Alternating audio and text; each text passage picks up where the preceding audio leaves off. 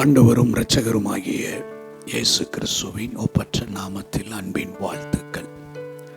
இன்றைய தேவனுடைய வார்த்தைக்கு உங்களை அன்போடு கூட வாழ்த்தி வரவேற்கிறேன்.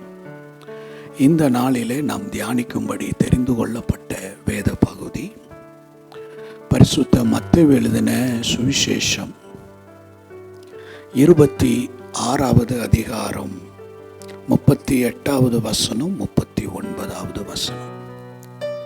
அப்பொழுது அவரின் ஆத்துமா மரணத்துக்கு ஏதுவாக துக்கம் கொண்டிருக்கிறது. நீங்கள் இங்கே தங்கி என்னோடு கூட விழித்திருங்கள் என்று சொல்லி சற்று அப்புறம் போய் முகங்குப்புற விழுந்து, என் பிதாவே, இந்த பாத்திரம் என்னை விட்டு நீங்க கூடுமானால் நீங்கும்படி செய்யும். ஆகிலும் என் சித்தத்தின்படி அல்ல, உம்முடைய சித்தத்தின்படியே ஆக கடவுது என்று ஜெபம் பண்ணினார். ஆண்டவருடைய பரிசுத்த நாமத்திற்கு மகிமை உண்டாகட்டும். நாம் வாசித்த வேத பகுதியிலே ஆண்டவராகிய இயேசு கிறிஸ்து தன்னுடைய சிலுவையின் பாடுகளை சந்திப்பதற்கு முன்பு தம்மால் தெரிந்து கொள்ளப்பட்ட தம்முடைய சீசர்களை கெத்செமனே எனப்பட்ட தோட்டத்திற்கு அழைத்து சென்றார். அங்கு அவர் சிலுவையில் படப்போகிற பாடுகளை குறித்து பேதுரு, யாக்கோப்பு, யோவான் 3 பேரிடத்துல பகிர்ந்து கொண்டார். மரணத்துக்கு ஏதுவான துக்கம் கொண்டிருக்கிறேன், என்னோடு கூட தங்கி விழித்திருங்கள் என்று சொன்னார். என்னோடு கூட தங்கி விழித்திருங்கள் என்று சொன்னது மாத்திரம் அல்ல, சற்று அப்புறம் போய் முகம் குப்புற விழுந்து பிதாவை நோக்கி இயேசு ஜெபம் பண்ணுகிறார். இயேசு ஜெபம் பண்ணினது மாத்திரம் அல்ல, அதற்கு அடுத்த வசனங்களில் நாம் வாசித்தால் அங்கே ஆண்டவருடைய வார்த்தை சொல்லுகிறது, தன்னுடைய பாரத்தை பகிர்ந்து கொண்ட, தன்னுடைய பாரத்தை, தன்னுடைய வியாகுலத்தை கேட்ட சீசர்கள் ஜெபிக்கிறார்களா என்பதை ஆண்டவர் ஃபாலோ பண்ணுகிறவராயிருக்கிறார். அவர்கள் அங்கு ஜெபிக்காமல் தூங்கிக் கொண்டிருக்கிறதை கண்டு அவர்களை எழுப்பி மீண்டும் அவர்களை ஜெபிப்பதற்கு கட்டாயப்படுத்துகிறார்.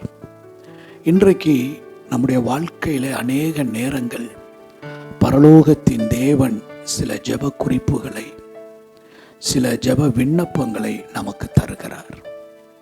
ஒன்று நமக்காக ஜெபிக்க சொல்லுவார், அல்லது தேசத்திற்காக ஜெபிக்க சொல்லுவார், அல்லது குறிப்பிட்ட சில காரியங்களை நமக்கு உணர்த்தி ஜெபிக்க சொல்லுவார்.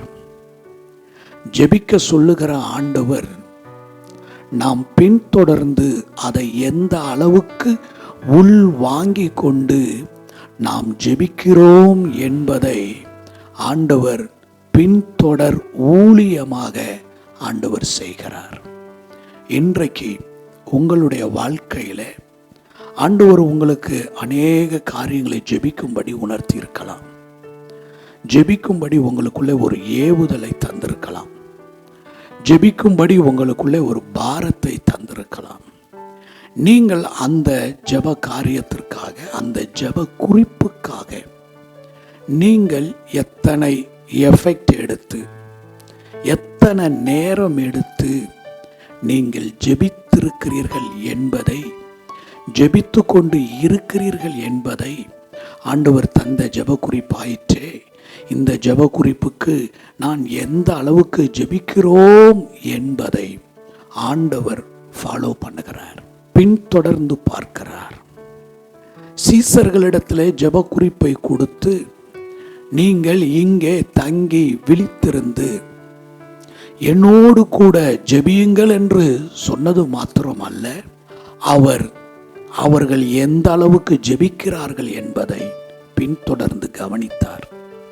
அவர்களோ ஜெபிக்காமல் நித்திரை மயக்கத்தில் இருந்த பொழுது அவர்களை எழுப்பி சோதனைக்குட்படாதபடி விழித்திருந்து ஜெபம் பண்ணுங்கள் என்று ஜெபத்தில் அவர்களை கட்டாயப்படுத்துகிறார். இன்றைக்கு நம்முடைய வாழ்க்கையிலும் கூட நாம் சில காரியங்களுக்கு ஜெபிக்க வேண்டும் என்பதை தேவன் கட்டாயப்படுத்துகிறார்.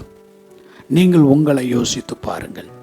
நீங்கள் ஜெபிப்பீர்கள் என்று, நீங்கள் உண்மை உள்ளவர்கள் என்று நம்பி ஒரு ஜெப ஊழியத்தை ஆண்டவர் உங்களுக்கு கொடுத்திருக்கலாம். குறிப்பிட்ட பட்டணத்திற்கு ஜெபிக்கும்படி ஆண்டவர் சொல்லி இருக்கலாம். குறிப்பிட்ட ஒரு ஊழியக்காரருக்காக ஜெபிக்கும்படி ஆண்டவர் சொல்லி இருக்கலாம். குறிப்பிட்ட ஒரு மாவட்டத்துக்காக, மாநிலத்திற்காக ஜெபியுங்கள் என்று சொல்லி இருக்கலாம். நீங்கள் அந்த காரியத்திற்கு ஜெபிக்கிறீர்களா? ஜெபித்து கொண்டு இருக்கிறீர்களா? ஆண்டவருடைய கண்கள் உங்களை நோக்கி பார்த்து கொண்டிருக்கிறது. உங்களை ஆண்டவர் வாட்ச் பண்றார். ஆண்டவர் உங்களை பின்தொடர்ந்து பார்க்கிறார். ஆண்டவருடைய நாமத்திற்கு மகிமை உண்டாகட்டும். இன்றைக்கு நீங்கள் யோசித்து பாருங்கள். அப்படி ஒருவேளை ஜெபிக்க நீங்கள் தவறி இருப்பீர்களானால் இன்றைக்கு ஜெபிக்க ஒப்பு கொடுங்கள். ஆண்டவரே, நான் கடந்த காலங்கள் நீர் எனக்கு உணர்த்தின காரியங்களுக்கு நான் ஜெபிக்க மறந்துவிட்டேன், அல்லது என்னுடைய வேலை பளுவை நிமித்தம் விட்டுவிட்டேன், திரும்ப என்னை ஒப்பு கொடுக்கிறேன் என்று சொல்லி உங்களை ஆண்டவருடைய பிரசன்னத்தில் ஜெபிக்க ஒப்பு கொடுங்கள். தேவன் நம்முடைய ஜெப ஆவியினால் உங்களை நிறைத்து உங்களை ஜெபிக்க வைப்பாராக. நாம் ஜெபிப்போமா? அன்பின் நல்ல ஆண்டவரே, இந்த நல்ல வேலைக்காக நாங்கள் உமக்கு நன்றி சொல்லுகிறோம். உண்மை உள்ளவர்கள் என்று எண்ணி எங்களை இந்த ஊழியத்திற்கு ஏற்படுத்தினீர். நாங்கள் ஜெபிப்போம் என்று எண்ணி எங்களிடத்தில் சில ஜெப குறிப்புகளை கொடுத்திருப்பீர். இன்றைக்கு எங்களுடைய ஜெப வாழ்க்கையை உம்மிடத்தில் பிரதிஷ்டை பண்ணுகிறோம். தொடர்ந்து ஜெப ஊழியத்தில் நிலைத்திருக்க எங்களுக்கு கிருபைகளை தாரும். இயேசுவின் நாமத்தில் பிதாவே, ஆமென். God bless you. கர்த்தர் உங்களை ஆசீர்வதிப்பார்.